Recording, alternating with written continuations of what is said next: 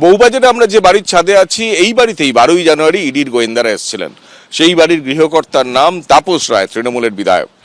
সেই তৃণমূলের বিধায়ক তাপস রায় গতকাল তার নির্বাচনী কেন্দ্রে তার কর্মীদের সঙ্গে অভ্যন্তরীণ বৈঠকে তার কিছু বক্তব্য নিয়ে একটা নতুন করে জল্পনা তৈরি হয়েছে।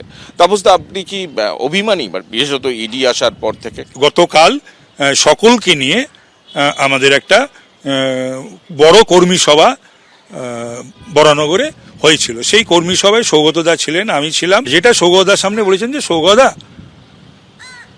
আমাদের সাংসদ, নানান সময় তিনি বিবৃতি দেন, তার কাছ থেকে অনেকেই বলেছে এবং আমিও বলেছি যে তার কাছ থেকে আমরা এই ঘটনার প্রেক্ষিতে একটা বিবৃতি আশা করেছিলাম। বিবৃতি, এই যে ঘটনাটা ঘটেছিল সেই ঘটনার প্রেক্ষিতে সৌগতদা কিছু বলবেন সাংসদ হিসাবে।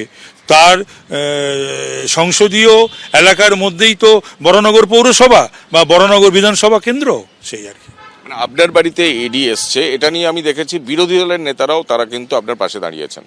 সেখানে আমি তার জন্য তাদের কাছে কৃতজ্ঞতা জানাই, কৃতজ্ঞতা প্রকাশ করি যে তারা এই পলিটিক্যাল ফ্র্যাটার্নিটি, এটাই হওয়া উচিত। এতদিন ধরে আপনি রাজনীতি করছেন, এই প্রথম তদন্তকারী সংস্থা আপনার বাড়িতে এলো।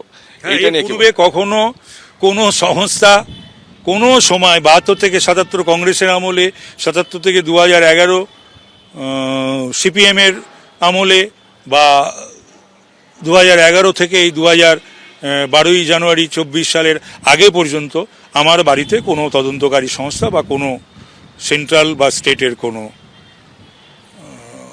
পুলিশ আসেনি। এবার এলো কেন আমি জানি না, বলতে পারবো না কেন এসে। আমি জানার চেষ্টা করছি, অনেকেই আমি বলেছি যে এটা কেন হলো, কি জন্য হলো, কেন এলো, সেটা জানারই আমি চেষ্টা করছি।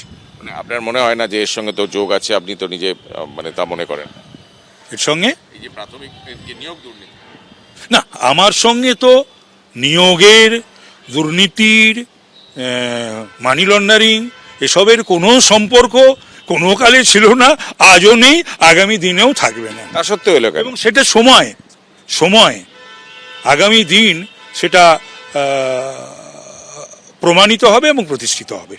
লাস্ট প্রশ্ন হচ্ছে, আপনি সৌগত রায়ের প্রসঙ্গ বলছিলেন, যে সৌগত রায়কে আপনি কি বললেন? মানে উনি যেহেতু বিবৃতি দেননি, তার কাছ থেকে আশা করেছিলেন, এটাই অভিমান আপনার? শুধু না, অনেকেই বললেন এবং আমিও বললাম যে আপনি সাংসদ হিসাবে আপনার সংসদীয় এলাকার মধ্যে পৌরসভা বা বরানগর বিধানসভা, আপনার একটা বিবৃতি, আপনি সময় সময় বিবৃতি দেন, এই একটা সিরিয়াস ব্যাপারে আপনার বিবৃতি আমরা আশা করেছিলাম।